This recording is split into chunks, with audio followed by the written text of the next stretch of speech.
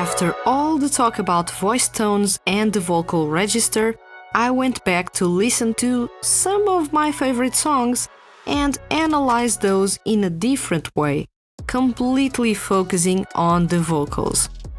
If there is one thing that I love about creating original content for the Hand at Fizz HQ and Seiyu Lounge, is that I am learning some things alongside you as I research and go over my notes to craft articles or episodes for you to enjoy and learn something new. Talking about voice, especially when you are no expert on voice, can be tricky. I already knew a couple of details that have helped me so far fleshing out any reviews I make, but there's always something new to learn, isn't it? At least I like to think that there's always something new to learn. I am pretty curious myself, and I always want to learn how things are done and what goes behind the scenes. Yes, I do love the making of footage that comes with some CDs and DVDs. And in a way, I hope that by sharing these 30-minute bits of information, you're learning and getting increasingly curious about the Seiyu and music industries.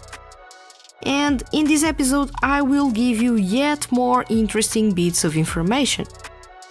This time around, you and I will go over a couple of basic vocal techniques that you can find all over 2D music and even on solo artists and bands fronted by Seiyu. Let's kick off this episode of Seiyu Lounge.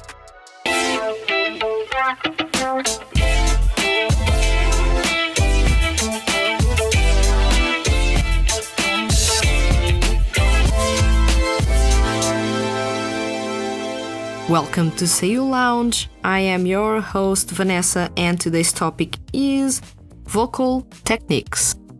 This is going to be a less intense episode in comparison with previous ones, but still one that is a bit complex, as I will go over some techniques that are commonly used by Seiyu when they sing. Once again, note that I am no vocal coach nor expert, but I do have experience reviewing music for over 10 years. Note as well that I won't be sharing music nor voice previews by Seiyu in this episode, because copyright laws would clearly take down everything. I'd love to analyze the songs and voices in real time, but yeah, copyright law and everything else. Instead, in the description there will be links to songs in which some of those vocal techniques are present. Please make sure to check the description below for more details. Let's kick this off. When you listen to music or just your favorite Seiyu acting, what do you notice first?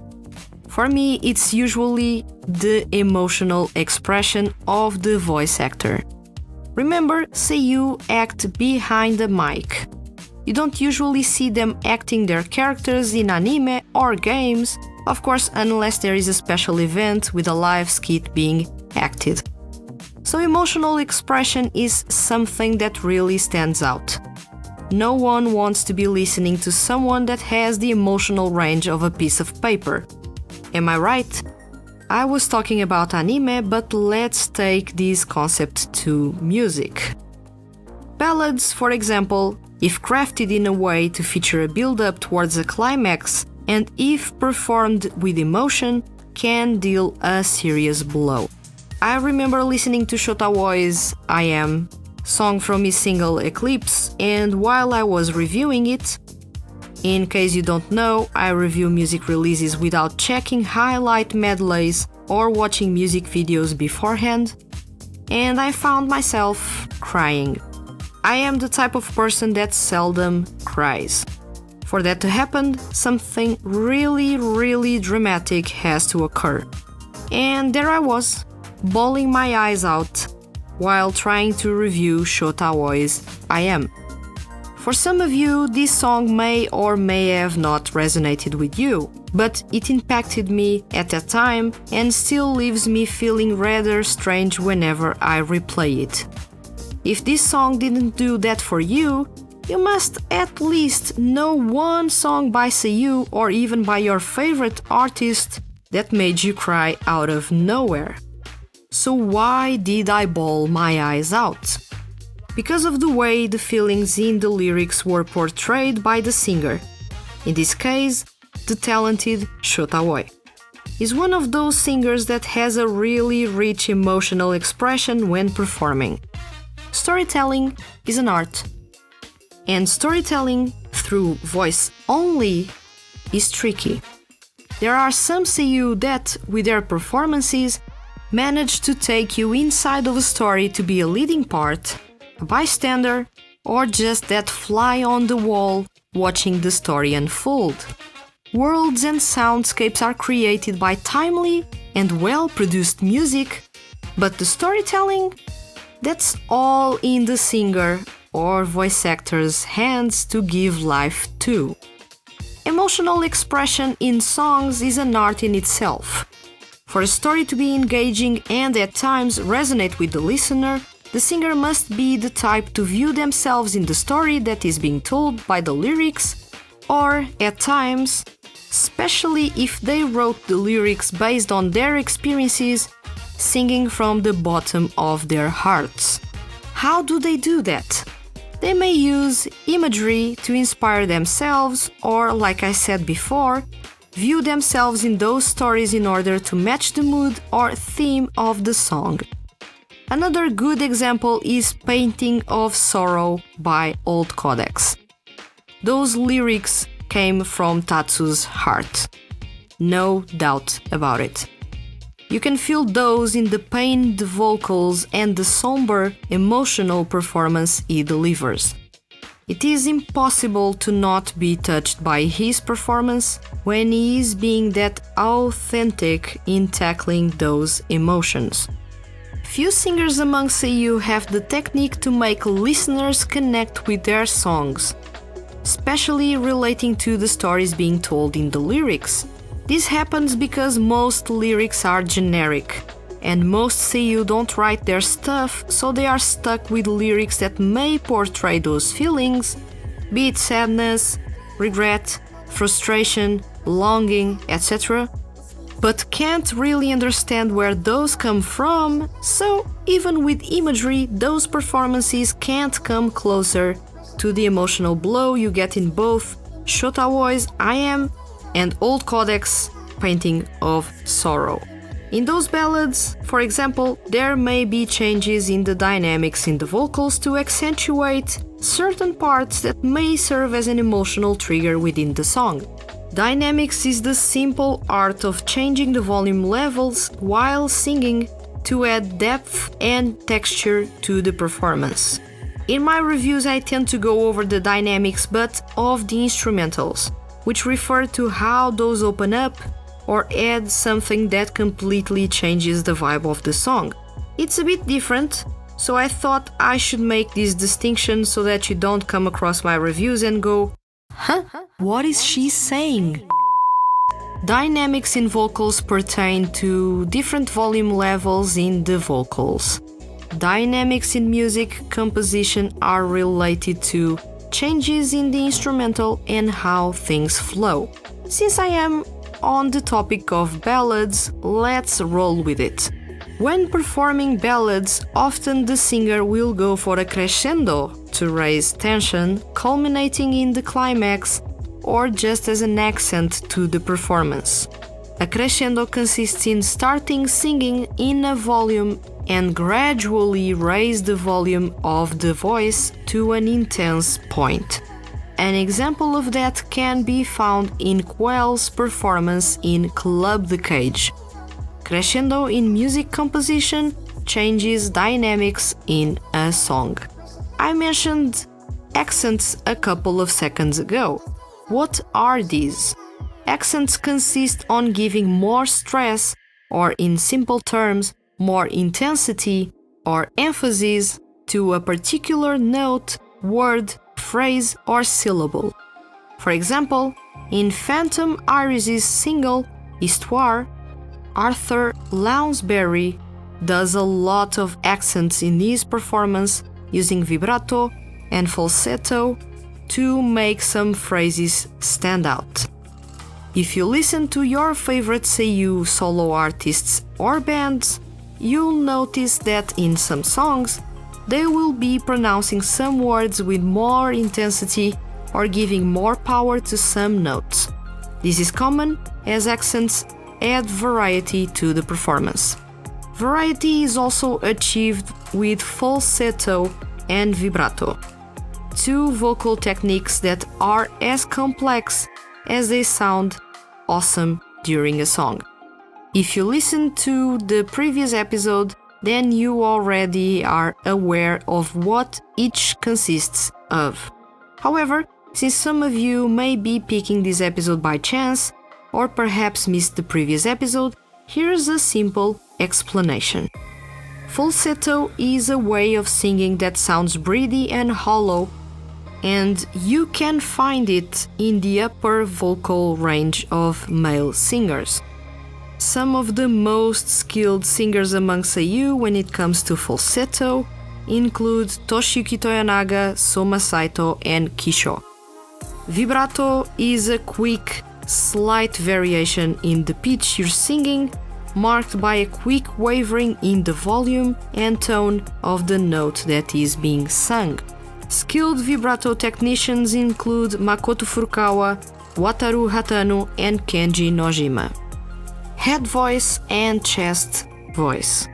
Head voice consists on the upper range, high notes that a singer has. High notes performed using head voice are robust and powerful. Head voice is different from falsetto, as falsetto consists on tackling high notes but in a breathy, delicate way. Check Toshiyuki Toyonaga in Kitten from his album Music of the Entertainment. Chest voice consists on the lower vocal register, the lower notes, that the singer can pull off in their register. Deep, warm tones are performed using chest voice. Check Shunsuke Takeuchi's performance with Quell in Angel's Leather. In most parts, he is tackling a lower register that goes beyond his baritone vocal register, and he does so by using chest voice. You may often listen to people saying that the singer is belting notes. What is belting? Belting can best be described as a refined, skillful yell or call. Contrary to what most people think, belting doesn't equal screaming. When belting, the singer pushes their natural chest voice beyond its normal limits to give an exciting edge to the performance. Belting is common in power ballads. This is the type of technique that, if performed wrong, can damage the singer's vocals. A good example of a performance in which you can find belting is Old Codex in Blow Away, from the band's single Corfade. Timbre refers to a person's individual resonating tone quality. When you describe a voice, saying that it's too bright, rough, growly, or upbeat, you're describing its timbre. For example, Tetsuya Kakihara's singing voice is often labeled as breathy and alluring. That's his timbre. Earlier this year, and due to the COVID-19 pandemic, all over the world there were lockdowns. Japan went into lockdown in spring 2020, and that meant that many Seiyu got to be by their own devices, alone at home, instead of following their usually hectic schedules. However, to dispel any worries that their fans might have had, many Seiyu started to release short videos to cheer everyone up. Sparklu's members released a set of a cappella videos, which came as a surprise. A cappella consists in singing without any form of instrumental accompaniment. When you perform an a cappella, you must be pretty confident over your singing skills, as there are no instruments distracting the listener in the background and no vocal addition or effects going on to mask any fragilities in the singer's vocals. Another really cool vocal technique is legato. Legato consists in singing the song's melody smoothly with seamless transitions between notes. It gives the feeling that the singer is gliding through those notes without pauses to take a breath. A good example of a performance with a lot of legato is Soma Saito's Petrichor, especially noticeable in the chorus. In legato, the singer performs the melody in a smooth way. The melody is a sequence of single notes played to form a pattern. In music composition, a melody is the most memorable and important part of a song. It is the motif, the part that is the heart to the instrumental, as it combines rhythms and pitches. Think about an infectious chorus, a guitar riff or drums pattern you love in your favorite song, or that makes you immediately identify that song as soon as it starts playing. That's the melody. As an example, the Happy Birthday song is a melody in itself. And a song like Happy Birthday is usually sang in the same cadence. I often talk about cadence when reviewing songs, so perhaps you've come across the term before. Cadence is, in simple terms, a consistent, recurrent rhythm. I don't know about your country's version of the Happy Birthday song, but here in Portugal, the song sure doesn't have the same cadence, as we tend to raise our voice in the extended second part of it. When you sing Happy Birthday alongside other people, you are, in a way, harmonizing with them. A harmony is the sound of two or more notes heard simultaneously. It usually happens in duets or group performances. A harmony is achieved when you have the main vocal melody being supported by other singers at a pitch that is either above and or below the main vocal melody. It is called a harmony because those performances, although above or below the main vocal melody, blend well with the instruments and other elements in the song. Growth are masters when it comes to harmonies. Check their performances in Gregorio and Flow Away. In contrast, unison is when two or more singers sing the same melody or tune. They will be following the same notes exactly at the same time with exactly the same rhythm. For example, Marginal Number 4 performed the chorus of Give Me in unison. Growth also performed the chorus of Maho no Kizna in unison. Now, if you are a fan of hip-hop, you've come across beatboxing. This used to be a big thing in the 90s and the noughties and is slowly making its way back into being a cool thing among the newest generations. Beatboxing is a form of vocal percussion in which you mimic drum beats and other musical sounds using your mouth, lips, tongue, and voice. It is rather complex, and to pull off a good beat through beatbox, you need to practice a lot. An example of beatboxing in Seiyu music can be found on Buster Bros. Ikebukuro West Game Park. Subaru Kimura goes ballistic with his beatboxing skills, pulling off a 25-second part in that song. On another note, whisper is a vocal technique in which the singer drops the vocal volume in a way that is barely perceptible. The whisper is usually added to draw attention or to create a romantic and alluring mood. You can find the bit of whispering in Soma Saito's Rutsubo. Now that you and I went over the main vocal techniques, it is time to slightly touch upon something that singers and seiyuu fear: cracking their voice. Cracking happens when the singer projects their voice forward using head register, remember, the consistent and powerful high notes, but then flips back to falsetto, breathy high notes because of lack of control. It is something that may occur when the voice is already tired or stressed. It can also happen because the seiyuu or singer didn't warm up properly before performing. This is something that, of course, seiyuu don't want to experience when participating in events, and much less in live performances or anime recordings. Their voice has to be ready at all times. However, if you are aware of it, seiyuu barely have time to rest, therefore their voice is usually with a slight level of stress or simply tired. Seiyuu often take medicine, especially candy, to treat their vocal cords, and manuka honey to erase a bit of pain they may have in their throat.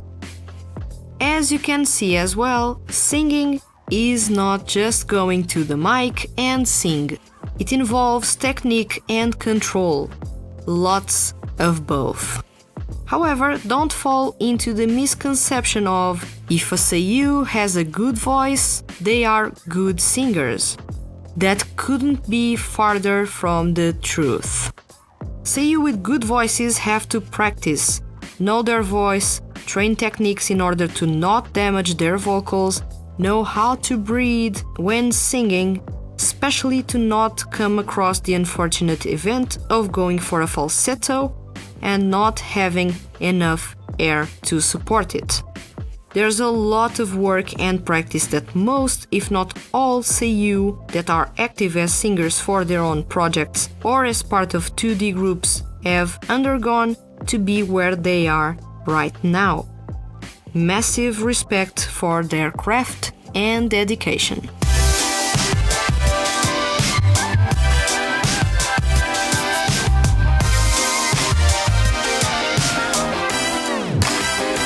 After this episode, it is safe to say that you have the basic tools to better understand the music you listen to and the voice of your favorite seiyuu.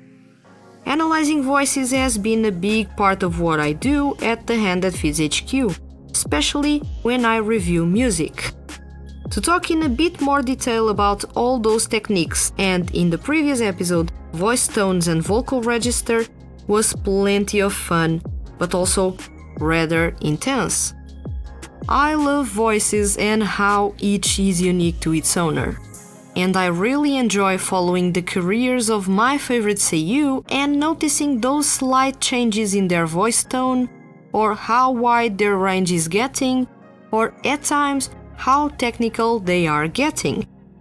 Voices won me over. Emotional performances by the artists behind those voices made me a fan. Displays of technique by seiyuu make my jaw drop in awe time and time again. So tell me, what drew you into your favorite seiyuu? What do you love about their voice? Let me know in the comments below. If you enjoyed this episode and don't want to miss The Hand That Feeds HQ's weekly male seiyuu and music related content, hit the subscribe button. I'll return next week with another episode of Seiyuu Lounge. Thank you for listening and see you guys around.